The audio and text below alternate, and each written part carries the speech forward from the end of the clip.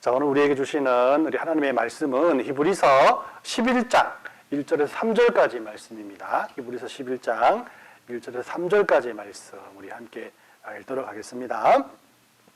1절부터 읽습니다. 시작. 믿음은 바라는 것들의 실상이요 보이지 않는 것들의 증거니 선진들이 이로써 증거를 얻었느니라.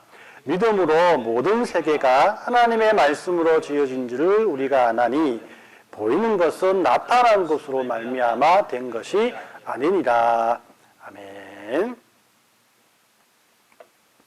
제가 이게 TV는 잘 보지 않지만 가끔 예능을 보다 보면 젊은 친구들이 나와서 이렇게 서로 이런 질문을 많이 하는 것을 이렇게 발견했습니다. 이상형이 무엇입니까? 이상형이 누구입니까? 라고 말을 해요. 저나 여러분들 모두가 그 이상형을 찾아서 결혼도 하고, 그죠? 또 가정도 꾸렸기 때문에 이상형 찾는 것은 그 옛날 추억이나 되었지 않나 생각을 하지만 이 젊은 친구들은 또 그렇지 않죠, 그죠? 예전 젊은이들의 이상형, 여러분들 시절의 그 이상형은 어떤 것들이었습니까? 얼굴은 안 봅니다. 성격은 봅니다. 뭐든지 남자라면 진취적인 성향을 가진 사람이 좋지 않습니까? 라고 했고, 그죠? 그리고 여성들에 대한 것들을 보면은, 물론 남자들 얼굴도 안 봅니다. 여자들 얼굴을 안 봅니다. 이 현모양처는 됩니다. 이런 식으로 여러분 이렇게 했잖아요, 그죠? 너무 멀리 갔나요? 저 세대가 아니고 삼촌뻘 되는 세대인가요? 아무튼 여러분들 나름대로 우리 당시에 그런 이상형이라는 것은 참 이렇게 순수했는 것 같습니다. 이 어떤 결혼정보회사의 2020년의 통계를 보니까 요즘 젊은 사람들이 결혼 대상자를 뽑았을 때의 기준을 이렇게 말해놨더라고요. 그래서 남자의 평균 키가 174 이상은 돼야 된다. 그리고 연령은 36세에서 39세까지 40세 넘으면 결혼하기 힘듭니다. 그죠? 연봉은 5천만 원 이상, 또 대졸 이상의 학력을 가지고, 또 특히나 이 거주지는 서울 경기 지역이라고 합니다. 여자분들 같은 경우 보면은 나이가 29세에서 34세 이상 이하 된 사람들이고, 그죠? 또 키는 163 이상, 또 연봉은 4천만 원 이상, 학력은 대졸 이상, 역시 거주지가 서울 경기 지방으로 딱 정해져 있습니다. 지방을 살다 보면 결혼도 못하는 시대가 되었어요, 그죠? 제가 지방 출신인데 이 지방 출신으로 빨리 결혼을 했기야 망정이지, 그죠? 제가 지금까지 결혼을 못했다면 지금도 장가를 못 갈 판이었나 보니 되지 않겠나 이런 생각을 합니다. 이 절대적인 통계는 아니지만 그래도 이 결혼 대상자를 정하는 것이 어떤 면에서 사람을 판단하는 기준이라고 생각한다면 이것이 고정되어 있는 것이 아니라 시대별로 다르구나라는 생각들을 하게 되었습니다. 그러면 이 교회는 어떨까? 다시 구세대와 신세대를 구분해서 연구를 해보면 예전에야 찾아볼 것도 없죠, 그죠? 제가 청년 때만 해도 어떤 것이었습니까? 오직 믿음 아니겠습니까, 그죠? 그래서 지도하시던 목사님도 또 전도사님도 심지어는 선배님들도 너희들 남편과 신랑감을 고를 때 뻔히 보지 마라. 첫째도 믿음이고 둘째도 믿음이고 셋째도 믿음이다라고 이렇게 말씀을 했습니다. 그래서 이게 가스라이팅을 당한 것은 아니겠지만 그래서 그런지 저 같은 이렇게 연봉이라는 개념도 없는 직업 또 집안이 재력도 있는 집안이 아니고 수도권에 가보지도 못한 저였지만 저희 집사람이 저와 결혼을 했습니다. 뭐 때문에요? 믿음 때문이죠. 믿음. 그러니까 이런 상황들을 여러분 뭐라고 합니까? 바로 은혜라고 합니다. 제가 은혜로 결혼을 했습니다. 그럼 요즘 청년들은 어떻을까요? 제가 유튜브를 보다 보니까 믿는 청년들이 함께 모여서 어떤 밸런스 게임 한 게 있더라고요. 그래서 이제 질문이 뭐였냐면은 항상 하는 질문이지만 독실한 박나래와 결혼할 것인가? 아니면 절을 다니는 한성희와 결혼할 것인가? 이렇게 물었어요. 그러니까 남자들이 전부 다 주여 하는 소리가 나왔어요. 여러분들이 어떤 분이 한 말이 저는 한소희를 보면서 자기의 미적 기준이 달라졌다라고 하는 거예요. 그러면서 그러나 이 종교관이 다르면은 평생 함께하기 힘들지 않습니까? 라고 이렇게 말을 하면서 한소희를 택하더라고요. 여러분들 어떻습니까? 여러분들에게 그런 상황이 처해졌을 때 여러분이 답이 참 이렇게 궁금하기도 합니다. 자, 이런 질문들이 그 성도의 삶을 뭐 일분법으로 바꾸어가는 그런 경우가 되어서는 안 되겠지만은, 아무튼 예전이나 지금이나 이 신앙생활을 하는 사람들에게 믿음이라는 단어는 이 성도를 어떤 면에서 판단할 수 있는 기준이 되어온 것은 우리가 속일 수 없는 것이죠. 그죠? 이렇게 이 믿음이라는 말은 우리의 신앙생활 속에서 대단히 중요한 요소이기도 합니다. 그렇기 때문에 우리들의 그 진정한 이상형은 믿음이 독실한 한소희, 그죠? 그리고 독실한 차은우, 그리고 독실한 이재영이나 독실한 일론 머스크 아니겠습니까? 그죠? 예, 그래서 우리는 이런 사람들을 우리 주위에서 참 찾기 힘듭니다. 믿음도 좋고 모든 것을 갖춘 사람, 이런 사람들을 참 찾기 힘들기 때문에 성경의 인물 중에서 찾으려고 하는 그런 경향이 있어요. 근데 그들의 모습과 우리의 모습을 비교하면 너무나 큰 믿음의 차이를 발견하고 도리어 실망하고 좌절할 수밖에 없습니다. 한 예로 우리가 살펴보았던 아브라함의 예를 한번 들어볼게요. 그죠? 아브라함이 100세에 얻은 아들 이삭을 하나님께서 바치라고 하니까 그대로 서슴없이 막 바치는 거예요. 또 모세가 뒤에는 자기를 죽이려고 달려드는 애국 그런 군사들이 있고 앞에 자기네들 가로막는 홍해가 있었잖아요. 백성들은 뭐라고 막 가지고 하니까 그들을 향해서 어떻게 말합니까? 너희도 조용히 해라. 여호와께서 오늘 너희를 위해서 행하시는 구원을 보라. 여호와께서 너희를 위해서 싸우시리니 너희는 가만히 있을지어다라고 선포를 하는 겁니다. 그리고 지팡이 들고 손을 바다로 내밀어오고 홍해가 갈라져라 하는 거예요. 우리가 이런 담대함을 하나님 앞에 보여줄 수 있겠냐라는 생각을 하면 좀 누구나 우리의 작아지는 모습을 발견할 수밖에 없는 거죠. 누가 이런 믿음을 가지고 살고 싶지 않겠습니까만은 이런 사람들을 나의 모습에 대입하면 믿음이 정말 보잘것없다는 생각이 우리 스스로 든다는 것이에요. 그리고는 이런 생각들을 하죠. 그럼 이런 믿음은 어떻게 해서 생기는가? 하늘에서부터 떨어지는가? 아니면 태어날 때부터 가지고 태어나는가? 아니면 하나님께서 주시는 선물인가? 아니면 어떤 방법으로 연습하고 노력해야만 얻을 수 있는 것인가? 더 나아가서 이런 믿음은 어느 부분까지는 선물이고 어느 부분까지는 우리가 책임져야 할 부분들이 있는가? 이런 그런 의문들이란 겁니다. 우리가 2023년도에 접어들면서 함께 다루어 보았던 아브라함과 야곱과 모세와 또 요셉들의 이야기를 통해서 우리가 배운 것이 무엇이었습니까? 믿음이라는 것은 하늘에서 뚝 떨어지는 것이 아니라 태어나면서부터 가지고 태어난 것이 아니라 하나님께서 그들을 믿음의 사람으로 부르셨고 그들을 훈련시키셨고 그들의 삶에 간섭하셔서 그를 만들어 가신다라는 것이었어요. 그래서 오늘부터 한 달에 한 번 정도는 이런 믿음에 대해서 우리 히브리서 11장을 통해서 여러분들과 말씀을 한번 나누어 봤으면 좋겠습니다. 제가 여러분들과 함께 나눌 것은 우리들이 믿음의 사람이 되기 위해서 알아야 할 것들 중에서 믿음이란 과연 무엇인가에 대한 것들이에요. 그리고 그 믿음이 어떻게 나를 성장시키시고 우리들은 어떤 책임 있는 행동을 하며 살아가야 하는가 이런 것들에 대한 것들을 함께 나누고자 합니다. 이 중에 오늘은 이렇게 믿음이란 무엇인가에 대해서 함께 나눠볼 텐데요. 믿음이라는 단어의 의미가 너무나 방대하지 않습니까? 그죠? 그래서 우리가 계속 살펴볼 히브리서 11장에서 우리에게 말씀하시는 그 믿음의 정의를, 그 의미를 좁혀서 우리 살펴보도록 하겠습니다. 자, 첫 번째로 믿음이란 하나님을 신뢰하는 것을 말합니다. 이 기독교 백과사전에 보면 믿음의 정리를 이렇게 내리고 있어요. 기독교에서의 믿음이란 하나님에 대한 신뢰입니다. 성경에 있어서의 신뢰란 하나님께서 죄에 빠진 인간을 구원하시기 위해서 독생자 예수님을 이 땅에 보내셔서 대신 십자가에 못 박혀 죽게 하셨음을 믿는 것입니다. 라고 써 있어요. 즉 믿음은 하나님을 믿는다는 신념이라기보다는 신뢰라는 것입니다. 이 추상적인 지식이라기보다는 인격적인 관계의 문제라고 보는 거예요. 다시 말하면 성경에서 말하는 믿음이란 것은 하나님을 인격체로 보고 그 인격체에 대한 신뢰를 말하는 거예요. 오빠만 믿어 라는 그런 말은 믿음이 가지 않잖아요. 그런데 하나님께서 그렇게 말씀하셨다면 믿음이 가는 겁니다. 인격적인 관계 때문이겠죠. 그래서 이 믿음은 인격과 인격과의 관계에서만 발생하는 것이라고 볼 수 있어요. 그래서 우리는 기계를 신뢰하지 않습니다. 그죠?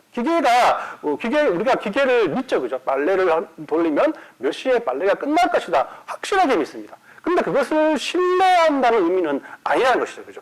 이게 어디에 쓰이고 어떤 기능을 가졌는가에 대해서는 우리가 알지만 그것이 고장났다고 해서 인격적으로 말하는데 좀 움직여주면 안 되는가라고 하면 자신의 사정을 말한다고 해서 이 상황이 바꿀 수 없는 것이 기계라는 것입니다. 지난주 금요일에 그 아들애가 N자 면허를 따기 위해서 RCBC에 갔습니다. 오전에 저와 함께 열심히 마지막 연습을 하고 면허 시험자 앞에 차를 세우고 이 등록 절차를 밟으러 갔어요. 저는 몰 안에서 기다리고 있었죠. 그런데 이게 이 시험 시작하는 시간이 딱 되었는데 그때 아들에게 전화가 온 겁니다.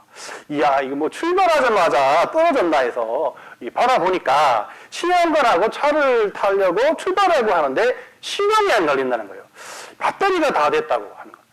지금까지 방금까지 타고 왔는데 어떻게 시동이 안 걸리냐라는 마음속으로 차한테 가서 마음을 이런 생각했어요. 차야 빨리 좀 움직여봐라. 오늘 좀 시험 치는데 이러면 안 되지라고 달래고 무릎을 꿇고 사정을 하고 싶었어요. 그냥 그렇다고 해서 자동차가 움직이겠습니까?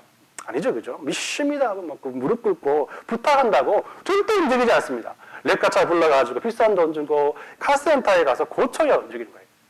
이건 이렇게 우리들에게 설득당하지 않습니다. 우리의 사정을 봐주지 않는다는 것입니다. 왜입니까? 바로 인격체가 아니기 때문인 거죠. 그러나 이 믿음이란 인격과 인격 사이의 관계에서 발생한 것이기 때문에 상대방에게 기대를 하고 그를 신뢰하고 설득해 볼 수 있는 거예요. 따라서 이 상대가 어떤 결정을 하는가에 따라서 좋은 인격으로 대하면 그에 따른 피드백 역시 받을 수 있는 것이라는 겁니다. 그래서 우리들이 비록 무언가를 얻어낼 자격은 없지만은 내가 가지고 있는 소원을 하나님 앞에 아뢰이고 때를 쓰고 울고 때론 하나님께서 감동하게 해달라고 감동시키려고 노력한다면은 이 감동은 하지 않겠지만은 불쌍히 여기셔서 혹은 귀찮아서라도 해 주실 것이라는 기대를 가질 수 있다는 거예요. 왜냐하면 하나님께서도 인격체이시기 때문이라는 거예요. 그렇기 때문에 믿음이라는 것은 인격과 인격 사이에서만 성립하는 관계라는 것을 계속해서 여러분들에게 강조하고 싶습니다. 이것에 대해서 잘 설명하는 것이 오늘 우리가 살펴볼 11장, 히브리서 11장 말씀입니다. 히브리서 11장은 믿음장으로 잘 알려져 있지 않습니까? 그죠? 근데 하나님에 대한 믿음을 가진 사람들이 그러나 이 하나님을 믿는 것으로 그치는 것이 아니라 그 믿음에 대한 책임져야 할 믿음의 몫에 대해서도 우리에게 말씀을 합니다. 히브리서 11장은 이렇게 말씀을 하죠. 하나님은 온 천하 만물의 주인으로서 우리를 사랑하셔서 우리를 아끼지 않으시고 그 아들을 아끼지 아니하시고 십자가에 매어 다시는 분이시다. 이런 은혜를 받은 사람이라면 이해관계를 떠나서 하나님의 자녀라는 고귀한 자리로 부르심을 받았기 때문에 우리는 이 영광의 은혜를 근거로 하여서 하나님의 자녀로서의 책임을 지며 살아가야 한다는 겁니다. 그에 맞는 품위를 지키기를 원한다는 것이죠. 왜냐하면 하나님은 인격을 가지신 분이시기 때문이라는 겁니다. 그래서 본문은 이 3절을 통해서 우리에게 이렇게 말하고 있습니다. 3절을 통해서 믿음으로 모든 세계가 하나님의 말씀으로 지어진 줄을 우리가 아나니 보이는 것은 나타난 것으로 말미암아 된 것이 아닙니다 라고 말씀을 해요. 하나님께서 세상을 말씀으로 창조하셨다고 이렇게 본문을 말하고 있습니다. 말씀으로 창조하셨다는 것은 무에서 유를 창조하였다는 표현이에요. 아무것도 없는 것에서 무언가를 만들었다는 의미는 이 창조주가 인격체라는 뜻입니다. 인격이 있으니까 아무것도 없는 것에서 의미를 부여해서 어떤 것을 만들고 모든 사물의 의미를 담을 수 있다는 거죠. 우리는 보통 하나님을 어떤 법칙이나 인격이 없는 개념이나 질서나 힘 등으로 생각할 때가 많이 있습니다. 특히나 이 성령에 대해서 이야기할 때 성령 하나님 역시 인격적인 존재라는 것을 자꾸 놓치고 어떤 힘이나 법칙으로 삼아서 성령을 이용하려고 하는 경향이 많다는 겁니다. 그래서 어떤 은사를 받아내려고 성령을 이용하려고 하는 거예요. 방언 은사를 받기 위해서는 이렇게 해야 된다라고 할렐루야 100번을 외치면 성령을 받는다. 누군가의 방언을 따라하면은 받을 수 있다. 이런 말들이 나오는 이유가 이런 이유 때문입니다. 인격적인 성령을 의지하지 않고 무언가를 받아내려고 백일기도, 천일기도 한다는 것은 이 불교에서의 백일기도와 천일기도가 무엇이 다르겠습니까? 다시 한번 말씀드립니다만 하나님은 인격체이십니다. 그 인격체를 믿고 신뢰하는 것이 성경이 말하는 믿음의 본질이라는 것이에요. 이 두 번째로 믿음이란 그 하나님의 의지를 믿는 겁니다. 하나님의 의지. 하나님의 의지를 믿는다는 거죠. 이 말은 우리가 하나님을 신뢰한다고 한다면 그의 하시는 말씀과 또 일하는 것과 모든 계획들을 역시 신뢰할 수 있어야 된다는 것입니다. 오늘 1절 말씀을 보면 이렇게 말씀을 합니다. 믿음은 바라는 것들의 실상이요 보이지 않는 것들의 증거이라고 말씀해요. 1절에서 이 믿음을 우리가 소원하고 기대하는 것에 대한 자기 암시가 아니고 모든 결과가 인격자이신 하나님의 뜻과 의지에 따라서 이루어진다라는 것을 이렇게 말씀하고 있어요. 내가 이 좋은 집을 갖기 원하고 좋은 건강을 갖기 원할 때 우리는 그것이 결과로 나타나야만 확인할 수 있지 않습니까? 그죠? 당장 집문서를 잡거나 건강검진표를 손에 쥐어야만 확인되는 겁니다. 그러나 우리 기독교에서의 신앙에서의 믿음이라는 것은 하나님을 향한 것이기 때문에 현재 어떠한 결과를 확인할 수 있는 것들이 직접적으로 상관이 없다는 것이에요. 하나님이 나를 향해서 은혜를 베풀기 원하시고 나를 사랑하시고 내 뜻을 기꺼이 받으시고 또한 전능하신 하나님이심을 내가 확인하면 끝난다는 겁니다. 시간과 장소는 훗날 하나님이 어떻게 하시겠다라고 하시면 그것으로 그만이라는 것이에요. 참 어려운 개념인데 말씀으로 세상을 창조하신 이 전능하신 하나님, 의로우신 하나님, 자비로우신 하나님이 그렇게 작정하시고 의도하시면 그 모든 그것이 곧 결과일 수밖에 없다라는 것이죠. 즉 1절에서 믿음으로 본다는 것은 하나님이 어떤 분이시며 무엇을 하기 원하시며 어떻게 하시려고 하는가를 볼 수 있는 사람이라면 그 결과는 의심할 이유가 없이 뻔하다라는 겁니다. 이것을 바울은 에베소서에서 이렇게 다시 설명을 하게 됩니다. 우리 에베소서 1장 4절 6절까지 말씀을 제가 읽어드립니다. 곧 창세전에 그리스도 안에서 우리를 택하사 우리로 사랑 안에서 그 앞에 거룩하게 하고 흠이 없게 하시려고 그 기쁘신 뜻대로 우리를 예정하사 예수 그리스도로 말미암아 자기의 아들이 되게 하셨으니 이는 그가 사랑하는 신은 자 안에서 우리에게 거저 주시는 바 그의 은혜의 영광을 찬송하려 하는 것이라고 이렇게 말씀을 합니다. 여러분들 구원은 언제 이루어집니까? 우리가 예수님을 믿는 날, 내가 예수님을 믿기로 한 날, 내가 예수님을 인격적으로 만나는 날 이루어지는 것은 사실입니다. 그러나 사도 바울은 우리가 예수님을 믿게 된 것은 예수님은 우리를 위해 십자가에 못 박혀 죽으셨기 때문이라고 하는데 하나님께서는 그 십자가를 지실 예수님을 준비하시는 것이 창세전에 미리 준비해 놓았다라고 말씀을 한 겁니다. 좀 복잡하기도 합니다만은 이해가 되지 않는 것 같습니다만은 계속 여러분들에게 말씀드리시지만은 이건 역시 하나님의 신비라고 할 수, 미스터리다라고 할 수 있는 것이죠. 자, 하나님은 우리가 구원을 얻을지 못 얻을지 예수님을 영접할지 안 할지 모르는 상태에서 예수님을 보내신 것이 아니라 예수님을 보내신 하나님의 의지와 계획이 예수님을 믿도록 우리의 인생과 우리의 영혼을 간섭한 것이라고 바울은 우리에게 말을 하고 있다는 거예요. 그래서 그 계획이 창세전에 이미 만들어졌다라고 설명을 하고 있는 겁니다. 여러분, 이 하나님께서 인격체이시기 때문에 한번 플랜을 짤 때도 각각 필요에 따라서 플랜을 짜고 그 짜신 플랜을 끊임없이 틀림없이 이루시는 분이심을 여러분 믿으시지 않나요? 자, 그렇기 때문에 하나님께서 천지를 창조하실 때도 먼저 큰 청사진을 가지고 있었다는 것이죠. 그 청사진 안에 예수님을 이 땅에 보내셔서 우리를 구원하실 구원의 계획까지 미리 담아 놓으셨다라는 것입니다. 그건 당연한 일이지 않습니까? 이런 하나님의 의지가 담긴 그 플랜을 통째로 믿어버리고 신뢰하는 것이 바로 믿음이라고 바울이 설명하고 있는 것입니다.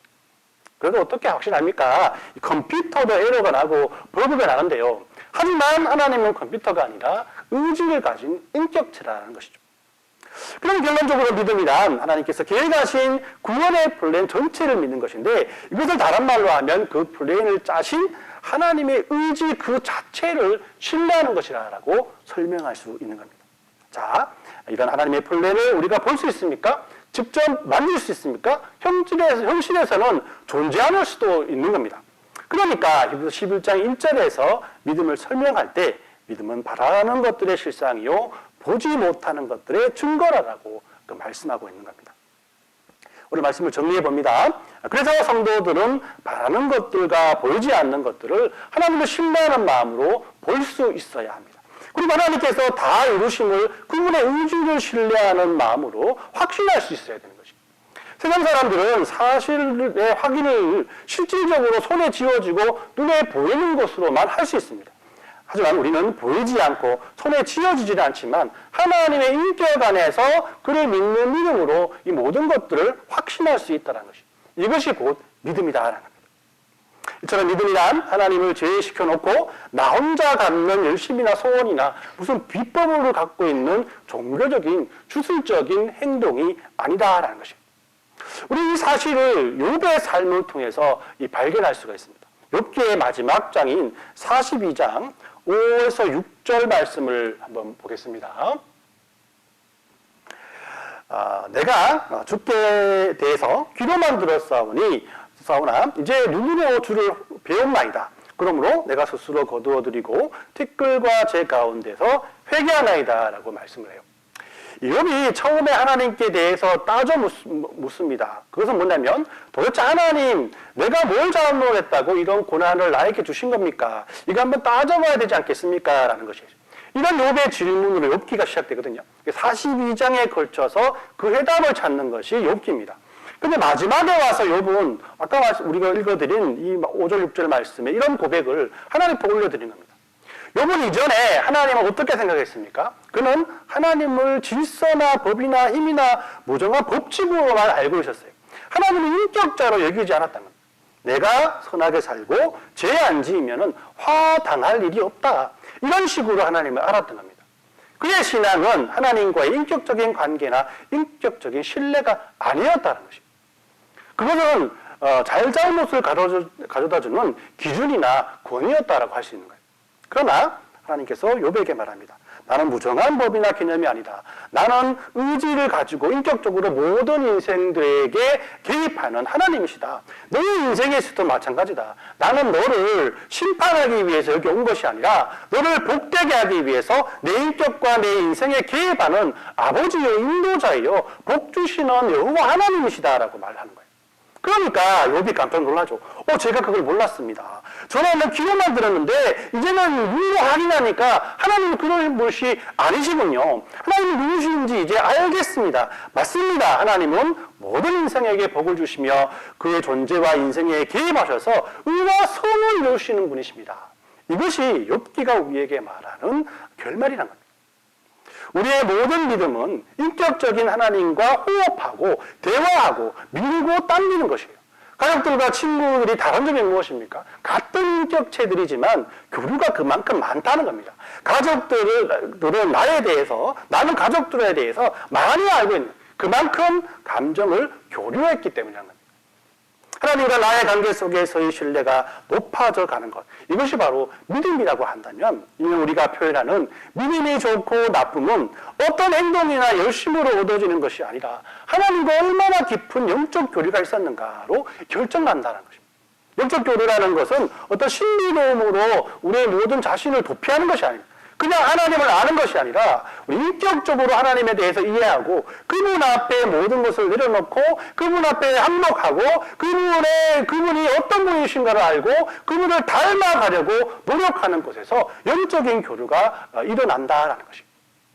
그래서 이번 한 주간은 믿음이란 하나님을 신뢰하는 것으로 얻어진다는 것을 인정하며 우리 살았으면 좋겠습니다. 그리고 우리들이 사춘기 때 부모님께 자신의 필요한 것만 달라고 하고 대화하지 않으려고 문 막 팍 닫고 도망가잖아요. 그죠? 그런 우리들의 믿음의 사춘기를 벗어나서 변함없이 우리들을 사랑으로 품어주시고 우리를 안아주시길 원하시는 하나님 아버지께 우리의 연약함을 다 내어놓고 그분을 신뢰했으면 좋겠습니다. 이것이 우리에게 예수님을 보내주셔서 우리를 구원하신 하나님의 은혜에 대한 우리들의 책임 있는 행동이 아니겠습니까? 이런 하나님의 은혜와 축복이 저와 여러분들의 모든 삶에 넘쳐나시길 예수님의 이름으로 축원합니다. 아멘.